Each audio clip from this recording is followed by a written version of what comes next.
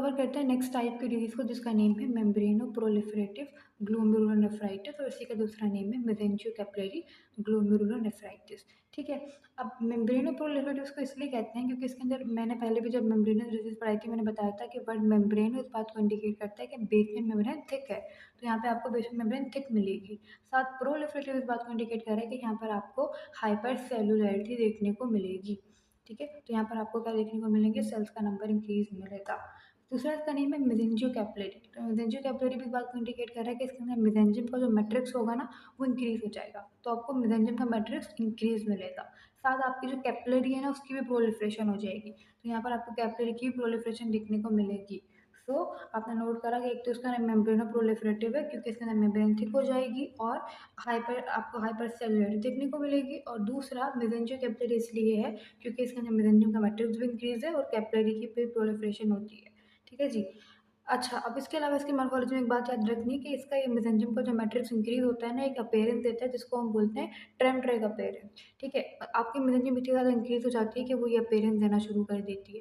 ट्रेमट्रेग appearance किसको कहते हैं, अगर आपने कभी स्टेशन वगैरह पे गए हो तो वहाँ पे आपने देखा ट्रेन के जो ट्रैक्स होते हैं, यहीं की पिक्चर शो कर दूंगी, तो कुछ वैसी अपीयरेंस आपको देखने को मिलती है। तो पहले मैं आपको मेसेंजियम की नॉर्मल पिक्चर दिखाती हूँ, फिर मैं उसको कंपेयर करती हूँ कि जब वो इंक्रीज़ हो जाती है तो वो कैसे टेम्परेचर अपीयरेंस देती है। ठीक है। अच्छा, अब नॉर्मल पिक्चर तो हम बहुत बार देख चुके हैं, यहाँ पे भी देख लेते हैं। ये आपके पास नॉर्मल पिक्चर है मेसेंजियम की, किस तरह ये बीच में सेंटर में पड़ी हुई है। ठीक है, ग्रीन कलर मेसेंजियम, राइट। तो ये किस तरह बीच में सेंटर में पड़ी हुई है। अब मैं आपको दिखाती हूँ कि जब इसका मैट्रिक्स इंक्रीज हो जाता है और ये टेम्परेचर अपीयरेंस देती है तो फिर ये कैसे होती है। ठीक है, तो अब आप ये पिक्चर देखो, अब आपको दिख रहा है कि आपकी जो मेसेंजियम है वो इंक्रीज़ कर गई है, उसका मैट्रिक्स इंक्रीज़ हो गया, और काइंड ऑफ इसके जो प्रोसेस है ये आपको किस तरह दिखने को मिल रहा है। एक प्रोसेस ये रहा, एक प्रोसेस ये रहा, आपको अंदर की तरफ जाते हुए दिख रहे हैं, राइट।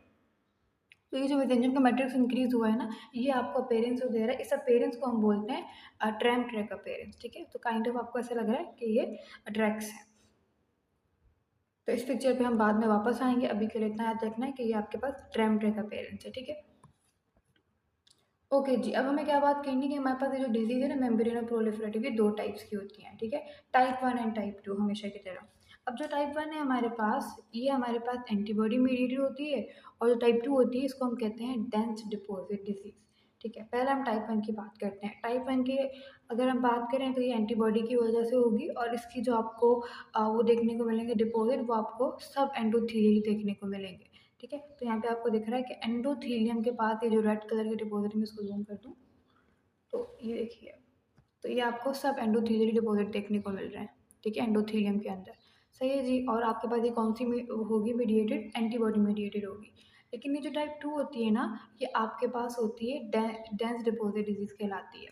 ये आपके पास एंटीबॉडी की वजह से नहीं होती, बल्कि यहाँ पर मैं आपको अगेन पैथोजेनेसिस को रिवाइज करवाऊंगी। तो जब मैंने आपको पैथोजेनेसिस पढ़ाई थी, वहाँ मैंने बताया था कि आपके पास जो इंजरी हो सकती है वो 3 टाइप्स की हो सकती है। हो सकता है एंटीबॉडी की वजह से हो सकता है वो सेल की वजह से हो, और हो सकता है वो कॉम्प्लीमेंट प्रोटीन्स के थ्रू हो, और वो अल्टरनेट पाथवे कहलाएगा। ठीक है, तो जब कॉम्प्लीमेंट प्रोटीन की वजह से आपके पास इंजरी होती है तो उसको हम कहते हैं कि अल्टरनेट पाथवे है, और ये आपकी जो इंजरी होती है ये आपके पास होती है डेंस डिपॉजिट डिजीज़ में। इसके अंदर ना ही एंटीबॉडी इन्वॉल्व है, ना ही आपके पास सेल की वजह से इंजरी हो रही है, बल्कि जो कॉम्प्लीमेंट प्रोटीन है C3 जो है, उनकी वजह से इंजरी हो रही होती है। तो जो आपकी टाइप 2 डिजीज़ है, इसको हम डेंस डिपॉजिट डिजीज़ भी कहते हैं, और ये आपके पास किससे बिलोंग करती है, C3 ग्लोमेरुलोपैथी, यानी कि इसके अंदर आपकी जो C3 होती है बेसिकली वो इंजरी कर रही होती हैं। और इसकी एसोसिएशन किसके साथ मानी जाती है, with hepatitis B, C, alpha antioxidant deficiency and cryoglobulinemia वगैरह ये जो डिजीज़ है, इनके साथ आपकी इसकी एसोसिएशन मानी जाती है। ठीक है, और ये आपके पास, ये भी आपके पास नेफ्रोटिक सिंड्रोम है। और ये जो आपकी डेंस डिपॉजिट डिजीज़ है ना, इसकी जो आपको डिपॉजिट देखने को मिलते हैं वो कहाँ देखने को मिलते हैं, इंट्रा मेम्ब्रेनस देखने को मिलते हैं। ठीक है, तो आपको दिख रहा है कि आपके पास एमपीजीएन की जो टाइप 2 है उसके डिपॉजिट कहाँ पर है, बेसमेंट मेम्ब्रेन के अंदर है। अब यहाँ पे आपको कुछ और चीज़ें मैं ऐड ऑन करना चाहूँगी कि बेसिकली आपकी जो C3 है ये आपके पास क्यों इंजरी करवा रही होती है। तो इसकी एक रीज़न रॉबिन में लिखी हुई है, हम वो पिक्चर देखते हैं कि बेसिकली आपके जो C3 है वो ज़्यादा एक्टिवेशन करवा क्यों रहे हैं। होता ये है कि आपकी जो C3 है इसको एक्टिव करवाने के लिए हमारे पास एक एंजाइम होता है जिसका नाम है C3 कन्वर्टेज। ठीक है। C3 कन्वर्टेज ने क्या करना होता है, C3 को एक्टिव करना होता है और फिर ये जो प्रोसेस होता है वो एक टाइम के बाद इनहिबिट हो जाएगा। लेकिन हमारे पास ये एक टाइप की ऑटो एंटीबॉडीज़ होती है जिनको हम कहते हैं C3 NEF, इनका नेम होता है C3 नेफ्राइटिक फैक्टर। ये जो C3 नेफ्राइटिक फैक्टर है ना, ये आपके इस एंजाइम के साथ बाइंड हो जाती हैं और ये आपके पास इस एंजाइम को कंटिन्यूसली एक्टिव रख दी, जिसकी वजह से ये एंजाइम क्या करता है, C3 की कन्वर्जन करवाता रहता है और C3 को एक्टिव करवाता रहता है। ठीक है जी। तो इस ऑटो एंटीबॉडी की वजह से क्या होता है कि आपका ये जो एंजाइम है अपना वर्क कंटिन्यू रखता है। ये वर्क कंटिन्यू रखता है तो C3 एक्टिव होते रहते हैं और वो आपके पास उनकी जो परसिस्टेंट एक्टिवेशन हो जाएगी वो आपके पास डैमेज करेगी। ठीक है, तो एक तो ये रीज़न लिखी हुई थी। और इसकी मॉर्फोलॉजी में एक और जो यूनिक चीज़ आपको याद रखनी है ना, वो ये याद रखनी है कि आप पढ़ रहे हो कि आपके पास जो टाइप 2 डिज़ीज़ है ये आपके पास C3 रिलेटेड डिज़ीज़ है, मतलब इसके अंदर C3 आपके पास इंजरी करवाती है। मगर मज़े की बात ये होती है कि मैंने कहा ना इसके डिपॉज़िट इंट्रामेम्ब्रेनस है, तो इसके डिपॉज़िट इंट्रामेम्ब्रेनस होते हैं, मगर इन डिपॉज़िट्स के अंदर C3 नहीं होती।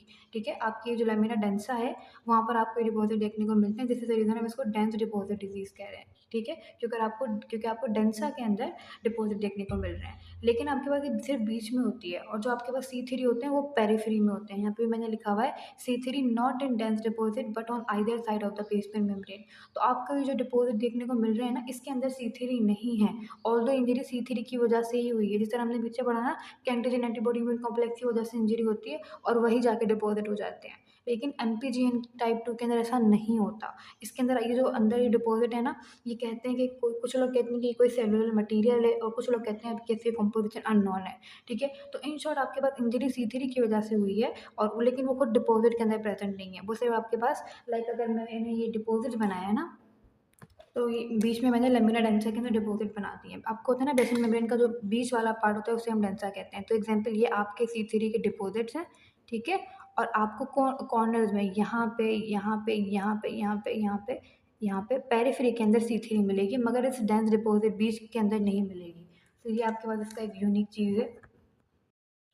अच्छा, अब इसके अलावा हम पिक्चर भी देख लेते हैं। मैंने कहा कि आपके पास एक तो मेसेंजियम इतनी ज़्यादा इंक्रीज़ हो जाती है कि वो ट्रैम ट्रे का पेरेंट्स देती है, तो ये आपको ट्रैम ट्रे का पेरेंट्स देखने को मिल रही है मेसेंजियम की।